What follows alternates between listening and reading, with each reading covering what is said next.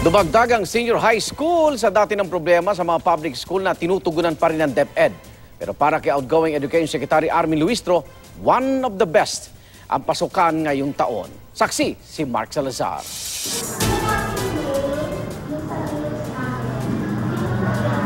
Hindi na lang puro libro.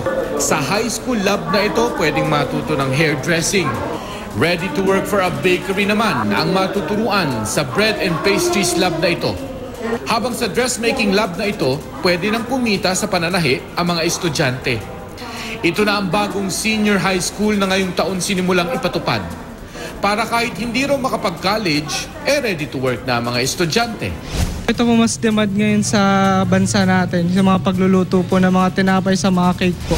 Kahit sa bahay lang, o kaya pumasok po ng mga kung saan po merong pwedeng pasukan na trabaho na pwede akong manahi, gano'n.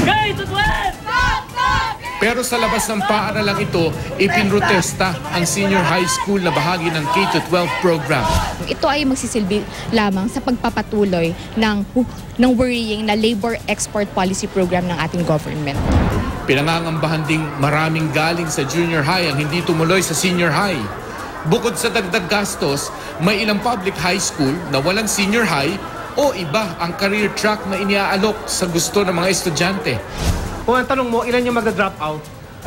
Anywhere between 200 to 400,000.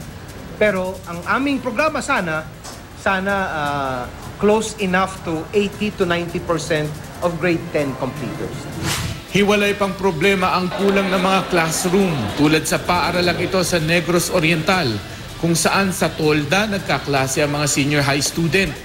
Sa isa pang paaralan sa probinsya, sa stage nag-aaral ang mga nasa senior high. Sa Isabela naman, pati mga senior high school manual kulang. Dagdag ang senior high school sa dapat paglaanan ng pondo. Kahit di pa rin natutugunan ang kakulangan ng gamit sa ibang level tulad sa elementary schools. Kaya ang CR ng isang public elementary school na ito sa Muntinlupa, ginawang silid-aralan. Ang espasyo naman sa tapat ng hagdan, ginawang kantin. At ang covered court, nilagyan ng mga harang at trapal para mapagdausan ng klase. At para hindi ma-distract sa labas ang napakaraming estudyante, may mga gurong gumagamit na ng mic. Yan din ang diskarte ng ilang guro sa Bohol kung saan siksikan din ng mga classroom. Kung sakripisyo rin lang naman, ang mga estudyante sa Lugait, Misamis Oriental, naglalakad at tumatawid pa nga ng ilog sa loob ng 1.5 oras. Makapasok lang. Tumatawid din ng ilog ang ilang estudyante sa Abra.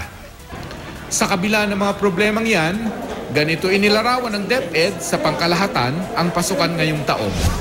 Sa akin, ito yung one of the best openings ng school year. Wala akong masyadong maraming narinig kahit sa mga media reports ng malakihan at malawakang problema. Sabi naman ni incoming DepEd Secretary Leonor Briones, nakasama ng outgoing secretary sa inspeksyon kanina, kailangan pa ring dagdagan ang budget sa edukasyon. We're only spending 3% of our gross domestic product. Taas noo tayo, proud na proud tayo, mataas ang GDP natin. Hindi naman sapat ang edukasyon ng ating mga bata.